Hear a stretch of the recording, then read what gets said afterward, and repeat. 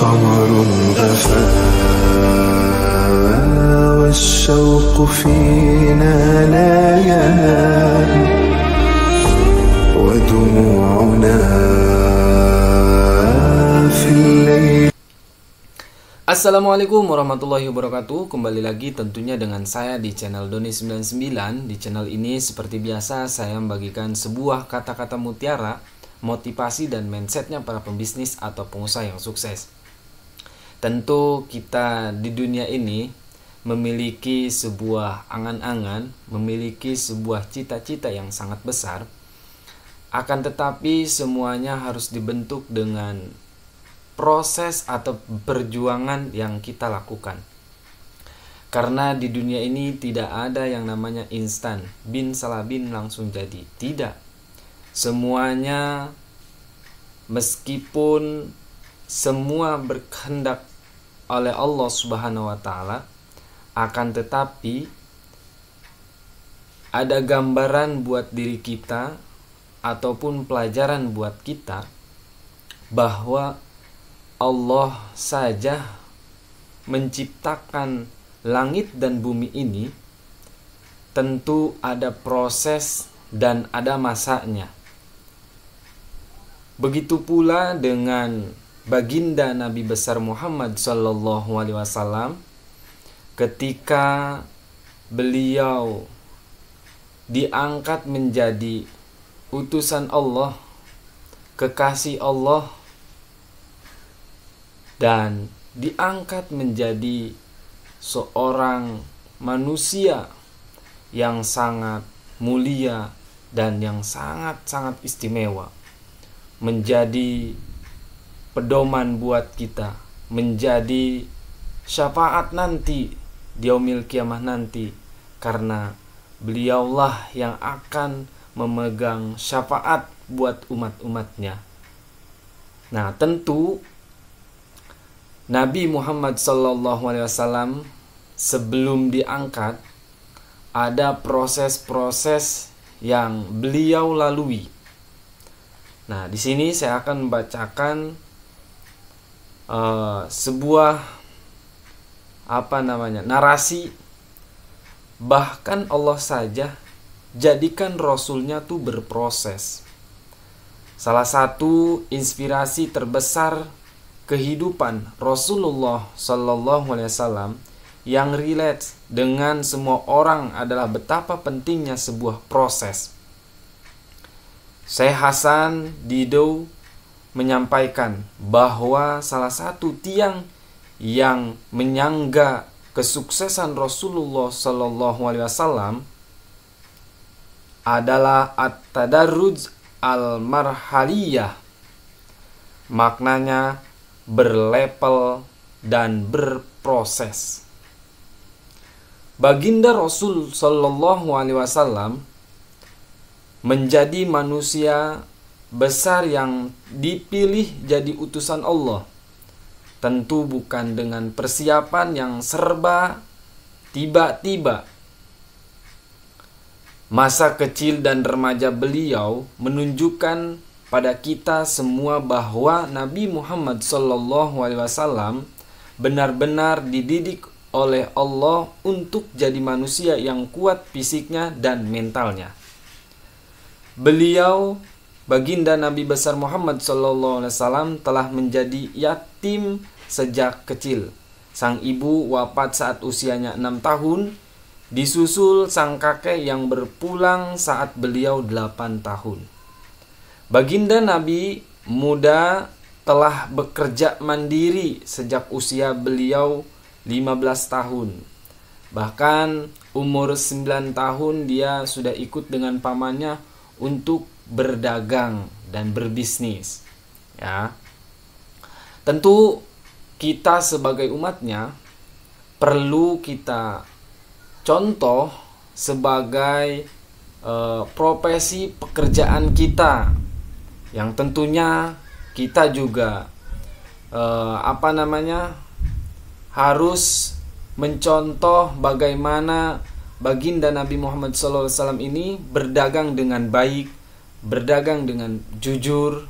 Ya, mungkin di saat ini orang-orang mayoritas dengan berdagang, ada dengan ucapannya, ada dengan perilakunya, itu kembali lagi kepada kita. Tentu kita sebagai pembisnis atau pengusaha harus sedikit demi sedikit kita mengaplikasikan kegiatan-kegiatan yang hal-hal yang baik. Tentunya ketika kita berdagang, berusaha kita jujur. Ketika kita berdagang atau berbisnis, tentu ada patokan-patokan yang kita contoh dari baginda Nabi Muhammad SAW. Terus baginda Nabi muda telah bekerja mandiri sejak usia beliau 15 tahun mengembala domba. Tentu Nabi Muhammad SAW juga seorang istilah kata adalah menggembala, kalau di kampung tuh memelihara sebuah hewan, yaitu domba, yang ternyata hikmahnya pun luar biasa. Makanya kenapa kita analisis orang yang kaya dan orang yang berkah itu tentu ada perbedaan yang bisa menunjukkan. Tentu seorang petani dengan petaninya, keberkahannya dia tenang, hidup nyaman, terus tidak kelihatan benar-benar pusing atau semberaut lah, memikirkan yang tidak perlu dipikirkan. Dia berjalan dengan sendirinya aja. Terus dia juga memelihara kambing, kerbau. Itu adalah salah satu profesi yang bisa menjadikan investasi yang sangat panjang. Tentunya banyak di sekeliling kita atau di kampung-kampung, tentu orang yang memelihara kambing, kerbau, sapi itu orangnya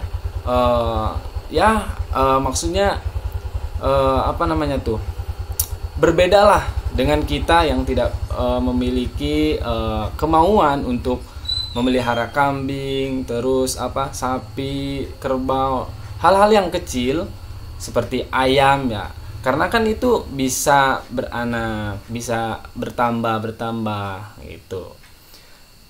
Terus setidaknya kata Ibnu Hajar Al-Asqalani, Rasul sejak muda dididik oleh Allah sebagai pengembala domba dengan hikmahnya istimewa. 1. Agar terbiasa dengan kesepian.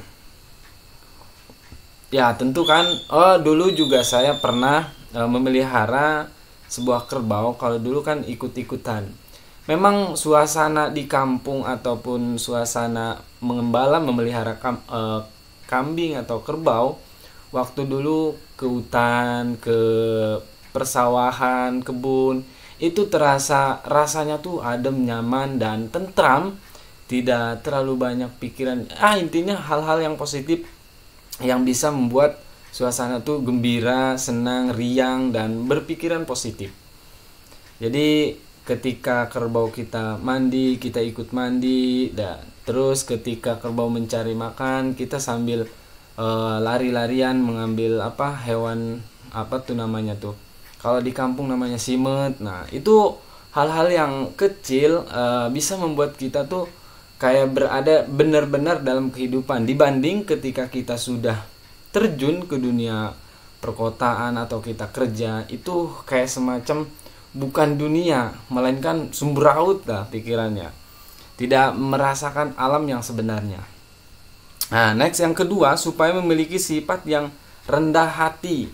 Nah rendah hati ini adalah sebagai tawadu dan meyakini apa yang ia lakukan itu semua kehendak Allah, dan dengan setulus hati, ya, tidak ingin beranda-anda dalam artian wah ini, wah itu, ingin ini dan ingin itu. Jadi seakan-akan berjalan dengan sendirinya, ya.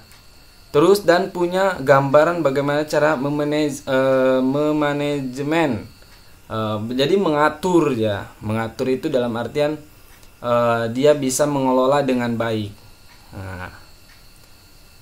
Terus baginda Nabi Muhammad SAW Rasul menjadi manusia hebat dengan melewati proses pendidikan yang Allah bentangkan. Ini dalam artian ketika Allah memberikan pendidikan kepada baginda Nabi Muhammad SAW, kita sebagai umat yang awam, dalam artian ya harus dengan meyakini, bukan secara pemikiran atau secara otak. Kalau secara otak memang kita tidak bisa menggambarkan mujizat dan Allah Subhanahu wa taala. Jadi mujizat dan sangat luar biasanya Allah ini tidak bisa kita gambarkan dengan kerangka pemikiran kita. Jadi adanya itu, kita tuh harus al-imanu tasdikun biqolbi. Jadi iman itu meyakini, menekadkan di dalam kolbu kita. Ya. Wa iqrarun bilisani, dan mengucapkan mengucapkan kalimatus syahadat. Ya. Asyhadu an la ilaha illallah wa asyhadu anna Muhammadan abduhu wa rasuluh. Aku bersaksi bahwa tiada Tuhan selain Allah Subhanahu wa taala. Dan baginda Nabi Muhammad SAW adalah utusan Allah. Kalau bahasa Sundanya mah gini. Saknya-nyana hante aya deui pangeran anu hak diwajib disembah angin Allah Subhanahu wa taala. Jeung saknya-nyana Nabi Muhammad eta utusan Allah Subhanahu wa taala. La ilaha illallah Muhammadur Rasulullah. Nah, ini adalah dua kalimat yang sangat-sangat istimewa untuk umat yang ada ataupun untuk makhluk yang ada di muka bumi ini. Manusia tentu harus memiliki dan meyakini dua kalimat ini. Karena ketika kita karena dunia ini adalah sebuah perjalanan dan akhirat adalah tujuan, maka kita harus bisa mendefinisikan bahwa kita tidak akan selamanya hidup di dunia, akan tetapi akan hidup kekal di akhirat. Nah, dengan dua kalimat tadi, dengan ucapan tadi, insya Allah kita akan kembali di surganya Allah Subhanahu wa taala dengan membawa dua kalimat syahadat ini. Next, lanjut, aku pun ingin bertanya padamu, bukankah Allah Maha Kuasa untuk memenangkan Nabi Muhammad SAW satu hari saja setelah beliau diutus menjadi Rasul? Nah, jadi begini, ada seorang yang ingin menanya, bertanya-tanyalah dalam artian secara kerangka berpikir ataupun pemikiran otak kita. Kenapa Allah tidak menjadikan Nabi Muhammad SAW dalam satu hari saja? Ya, jadi jangan maksudnya ada proses Nabi sebagai mengembala, sebagai anak yatim, ditinggalkan ini itu, dan berprosesnya step by step begitu ya. Jadi ada prosesnya. Nah, terus beliau diutus menjadi Rasul. Ya, Allah Maha Kuasa atas itu. Jadi Allah bisa saja Allah menjadikan Nabi Muhammad SAW ini diutus atau diangkat sebagai Nabi dalam satu hari. Nah, akan tetapi namun dengan hikmah luar biasa kita disungguhkan kisah perjuangan Nabi yang 20 tahun panjang dan penuh tantangan. Agar umatnya tahu berproses adalah cara kita mengimani sunatullah. Allah adalah Rabb yang maha bijaksana, Al-Hakim. Dia menetapkan sebuah sistem di mana siapapun yang ingin berjaya, janganlah ia nafikan proses, atau janganlah nafikan ini menghilangkan proses. Jadi kita tuh semacam kalau ahli tasawuf pasrah lah gitu, dalam artian kumaha pangeran bela, enggak, Jangan berpikiran seperti itu, karena iman kita dan keilmuan kita adalah sebagai makhluk yang awam, tentu harus meyakini proses ini. Kan ada kata-kata seperti barang siapa, kan ini sebuah hadis, manjada wajada, barang siapa yang bersungguh-sungguh maka berhasil. Ya, ini Nabi Muhammad SAW berkata begitu, manjada wajada, barang siapa yang bersungguh-sungguh maka dia akan berhasil. Nah, tentu kita sebagai manusia, makhluk, tentunya kembali lagi dengan mindsetnya para pembisnis atau pengusaha yang sukses. Tentu kita juga ingin sukses. Nah, kesuksesan kita kembali lagi ke diri kita. Apakah diri kita itu mampu untuk melewati prosesnya? Apakah kita hanya sekedar dalam artian berproses tapi tidak bersungguh-sungguh, ataupun hanya berleha-leha? Tentu kembali lagi ke diri kita. Kalau memang mau sukses, ya lewati prosesnya dengan sungguh-sungguh. Yakin sebuah proses tidak akan mengkhianati hasil. Dan ingat satu, segala hal apapun, buat kebaikan diri kita, libatkanlah Tuhan kita, Allah Subhanahu wa Ta'ala, dalam diri kita, dan yakini bahwa Nabi Muhammad SAW adalah sebagai utusan Allah yang memiliki proses. Mungkin hanya itu yang dapat saya sampaikan, kurang lebihnya mohon dimaafkan. Assalamualaikum warahmatullahi wabarakatuh.